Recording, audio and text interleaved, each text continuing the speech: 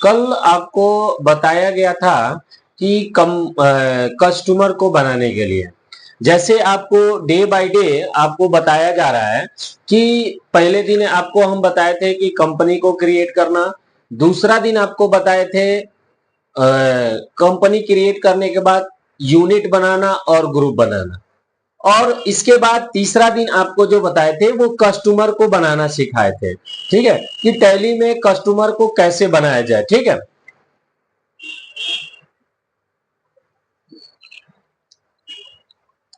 तो इसके बाद जो प्रक्रिया होती है जब हमारा बन जाता है, जब हमारे कस्टमर बन जाते हैं, तो कस्टमर बनने के बाद हमारे पास एक ही वो प्रक्रिया होती है।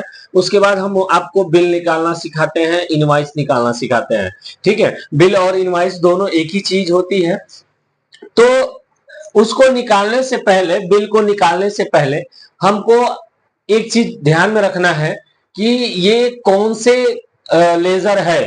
ठीक है, कौन सा लेजर है। तो एक लेजर हम एक्स्ट्रा बनाते हैं जिसका नाम है सेल्स अकाउंट।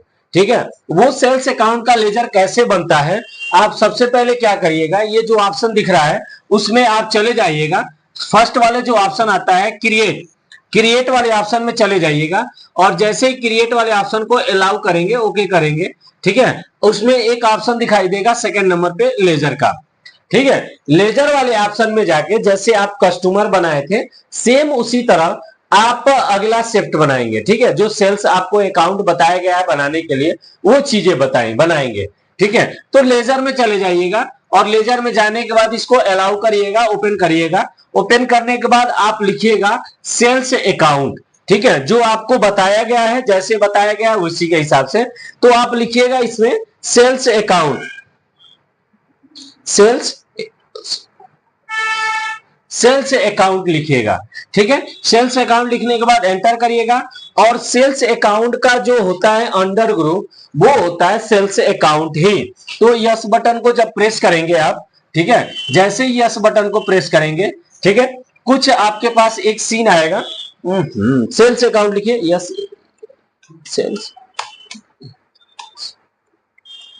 सेल्स अकाउंट हो गया। सेल्स अकाउंट का अंडर ग्रुप जो होगा वो एंटर करिएगा, और जैसे ही आप यस को दबाएंगे आपके सामने इसमें एक देखिएगा नीचे से 6वां नंबर पे, 6वें नंबर पे आपको एक सेल्स अकाउंट दिखाई देगा। यहाँ ध्यान से देखिए, यहाँ पे आपको सेल्स अकाउंट दिखाई देगा, इसको आप ओके कर दीजिएगा। उसके बाद आपको इसमें कुछ सेटिंग नहीं करना है, कोई भी सेटिंग नहीं करनी है, और सेटिंग करने के बाद जब लिखने के बाद कंट्रोल ए से इसको एक्सेप्ट करा दीजिएगा। ठीक है, जब कंट्रोल ए से एक्सेप्ट हो जाएगा तो उसके बाद ESC बटन को प्रेस करते रहिएगा, और उसके बाद क्या करिएगा, बाहर आ जाइएगा। ठीक है, मेन पेज पे आ जाएगा, जिसको कहा जाता है, मेन पेज को कहा जाता है go to gateway of Tally. ठीक है, ये हमारा हो गया। जैसे आपको होमवर्क के रूप में हम बताए थे कि 25 संडे डेबिटर के नाम से और 25 संडे क्रेडिटर के नाम से बनाने के लिए। तो ये सब बनने के बाद एक एक्स्ट्रा लेजर बनता है जिसका नाम है सेल्स अकाउंट। ठीक है, अभी आपको बताया है तुरंत कि सेल्स अकाउंट का लेजर कैसे बनता है।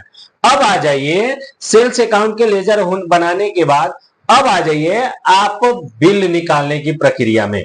ठीक है, बिल कैसे निकाला जाता है, इनवॉइस कैसे तैयार किया जाता है, उसकी बातों पे हम विशेष ध्यान देंगे। ठीक है, उसके बाद आप क्या चलिएगा, इसमें बाउचर में चले जाइएगा। ठीक है, जो भी हमारा काम होता है, टोटली जो भी काम होता है हम बाउचर के रिलेटेड काम करते हैं।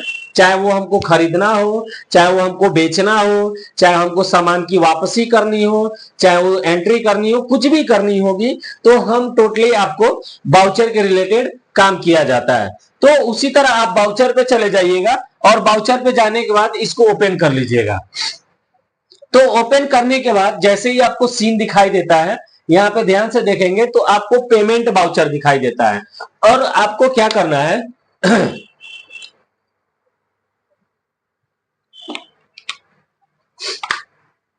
आपको क्या करना है, यहाँ पे पेमेंट के जगह पे आपको सेल्स बाउचर का यूज करना है।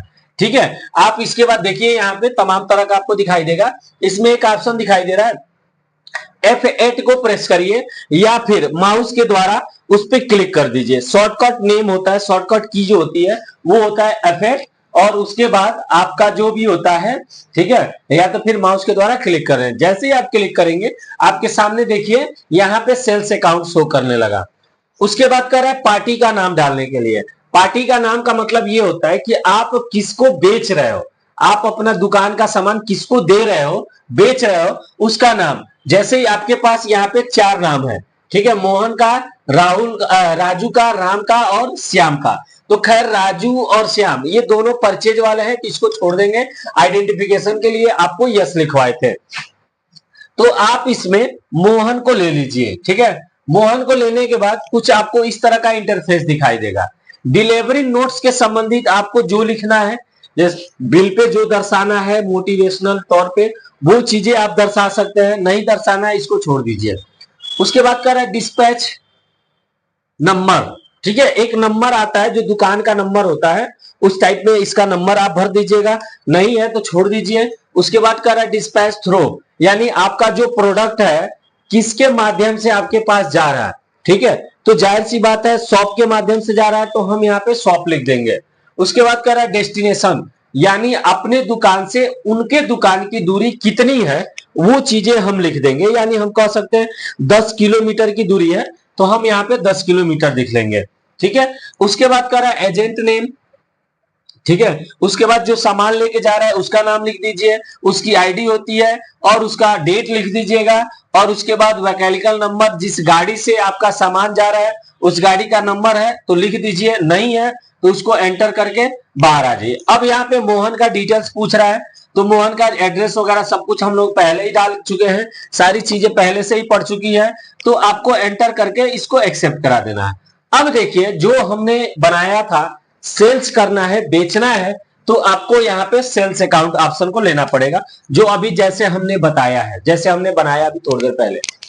उसके बाद उसके बाद कर रहा है नेम ऑफ आइटम, यानी उस कस्टमर को जो चीजें आप बेचना चाहते हैं वो चीजों का नाम पहला अक्षर डालेंगे। और आपकी दुकान में जैसे हमने आपको 2 चीजें बताया था, हमारे दुकान में एक हिमगंगे तेल है और उसके बाद लक्स साबुन है। ठीक है, 2 आइटम है, तो इनमें से एक आइटम को ले लेते हैं। और लेने के बाद पूछ रहा है क्वांटिटी, यानी उसको कितने मात्रा में उनको बेचना है, तो 5 की मात्रा में बेचना है।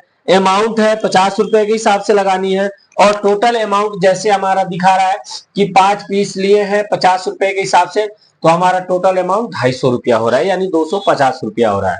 ठीक है, उसके बाद उसके बाद हम एंटर करते हुए इसको बाहर आ जाएंगे। ठीक है, एक्सेप्ट करा दीजिए। ये न्यू रेफरेंस नंबर होता है, इसको 1 नंबर जो आपका रसीद नंबर होता है वही ये चीजें आ जाती हैं। फिर यहाँ पे पूछता है ड्यूरेशन। ड्यूरेशन का मतलब ये होता है कि आप सेल कर रहे हैं तो कितने दिन में डिलीवरी देंगे। अगर आज देना चाहते हैं तो इसको छोड़ दीजिएगा, कोई डेट ना डालिएगा। अगर 2 दिन के बाद देना चाहते हैं तो 2 लिख दीजिएगा, तो आपके हिसाब से वो 2 दिन ले लेगा। ठीक है, उसके बाद इसको कुछ नहीं करना, एंटर करा देना है। एंटर कराने के बाद इसको एक्सेप्ट करा दीजिएगा। एक्सेप्ट करा देंगे तो आपका वो सामान बिक जाएगा। ठीक है, आपकी दुकान से वो निकल गया, सामान खत्म हो गई। ठीक है, अब उसको रसीद देना है, तो रसीद के लिए आप क्या करिएगा, स्किप करके बाहर आ जाइएगा। और हमारा दिन भर का जो भी प्रक्रियाएं होती हैं, हमारा जो लेन देन का काम होता है, जो भी होता है वो नीचे डे बुक में दिखता है। डे बुक में चले आइएगा और डे बुक में ओपन जैसे ही करेंगे आपका देखिए ऊपर दिखा रहा है 1 अप्रैल 2025 मोहन को हमने सेल्स किया था, कोई एक वाउचर नंबर 1 है और 250 रुपए के। इसको ओपन कर लीजिएगा। ओपन करने के बाद कीबोर्ड से कंट्रोल के साथ पी, यानी किस लिए, प्रिंट को निकालने के लिए। ठीक है, प्रिंट को निकालने के लिए कंट्रोल पी का यूज करेंगे। ठीक है, उसके बाद देखिए कुछ इस तरह का इंटरफेस आएगा। कंट्रोल पी अगर प्रिंट निकालना है, ठीक है, तो हम पी को प्रेस कर देंगे या फिर एंटर बटन को प्रेस कर देंगे, तो हमारा जो भी इसका प्रिंट आउट रहेगा वो बाहर आ जाएगा। ठीक है, अगर आपको देखना है कि हमारा प्रिंट आउट कैसा निकल रहा है तो आप उसको आई प्रेस करिएगा। आई को जैसे ही दबाएंगे आपके सामने आपका बिल बन के आ जाएगा, लेकिन ये थोड़ा सा छोटा साइज में होता है। ठीक है, तो हम जूम करके देखेंगे। जूम करने के लिए क्या होता है, लिख लीजिएगा। जूम करने के लिए होता है कि आल्ट के साथ अगर हम जेड को प्रेस करते हैं तो देखिए हमारा बिल जो होगा आल्ट के साथ जेड, याद रखिएगा बिल को देखने के लिए। ठीक है, पहले आई प्रेस करेंगे प्रीव्यू जिसको कहा जाता है। पहले आई प्रेस करेंगे, आई प्रेस करने के बाद कीबोर्ड से आल्ट के साथ जेड को बटन को प्रेस करेंगे तो आपका बिल जो होगा जूमिंग हो जाएगा। यहाँ पे देखिए हमने जो भी उसका डिलीवरी नोट्स के संबंधित भरेंगे वो सारी चीजें यहाँ पे भर के आ जाएगा। ठीक है इस तरह आपका बिल निकलता है। ठीक है, ये आपका बिल प्रक्रिया हो गई। एक पड़ाव आपने क्लियर कर लिया, ऐसे ही आपका बिल निकलता है, इनवॉइस निकलता है। ठीक है, क्लियर है। इसके बाद जो बात है, इसके बाद हम आपको जब यहां तक फाइनल हो जाएगा, कम से कम प्रेडिकल के तौर पे 10 बार बिल निकालिएगा। 10 बार निकालने के बाद उसको क्लियर कर लीजिएगा। ठीक है, इसके बाद आपको हम एंट्री करना बताएंगे। अगर आपके पास सामान खत्म हो गया है तो सामान को कैसे दुकान में दोबारा से भरा जाएगा। ठीक है, या फिर नया सामान है तो फिर कैसे भरा जाएगा। पुराना सामान है अगर खत्म हो गया है तो फिर दोबारा से उसकी एंट्री कैसे की जाएगी। ठीक है, इसके बाद आपको बताया जाएगा। खैर यहां तक देखिए ये पूरा आपका एक बिल प्रोफाइल में तैयार हो गया। क्लियर है, चलिए आगे बढ़ते हैं।